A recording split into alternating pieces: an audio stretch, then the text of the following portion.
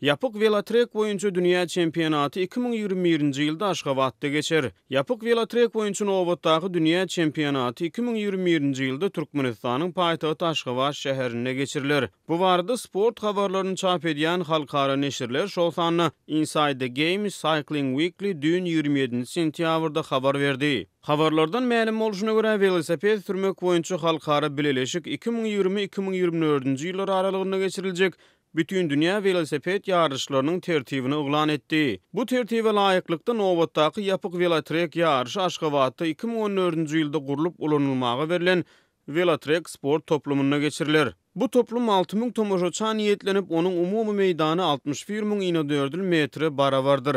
Toplum uzunluğu 250 metr we ýene 7,1 metr bolan velosiped ýoldaşygyny özüne jemleýär. Bu sport toplumy Aşgabatda 2017-nji ýylda geçirilen ýapyk binalarda we söwüşdüň otu boýunça 5-nji Aziýa oýunlaryna niýetlenip bina edilen sport desgalarynyň hataryna paýtagtyň Olimpiýa şäherjiginiň binýadyna guruldy. Türkmenistanyň döwlet ýeçiligine resmi medpugatyna Olimpiýa şäherjiginiň gurulşygyna 5 milliard dollar pul serişletiniň sarp edilenini habar berilýär. Azatlygyň ýurt içindäki çeşmeleri Aziýada 2017 halkara sport bäsleşiklerini geçirmek üçin Türkmen hökümetiniň 10 milliard dollardan gowrak maliýe serişletini karşylandygyny aýdýar. Türkmenistanyň 2013-nji ýylda ýurtda velosiped sportuny ösdürmäge niýetlerini diýilip ýörüýti döwlet maksatnamasy kabul edildi. Şondan soň bu maksatnamanyň çäklerini geçirilýäni aýdylyp ýurtda velosiped bilen bagly dürli çärelere badylyga berildi. Azatlygyň habarçylary bilen gürrüňdeş bolýan onlarça Türkmenistanyny bu çärelere büdjet işgärleriniň, talyplaryň, döwletiň howandarlygynaky jemgyýetçilik guramalaryň wekilleriniň hemde beýlekleriň mejburi gatnaşdyrylýanyny aýdýarlar.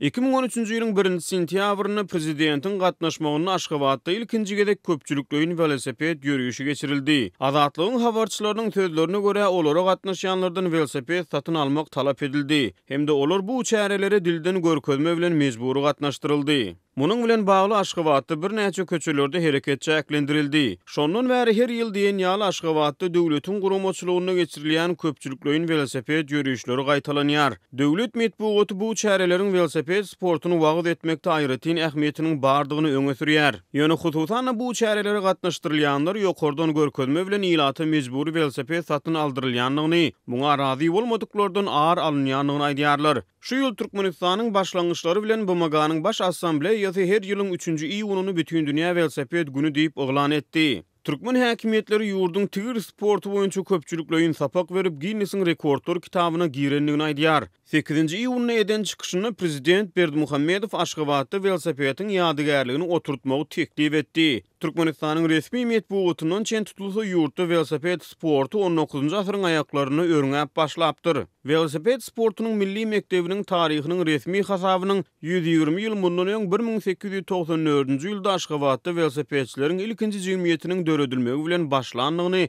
tadaha belleýär.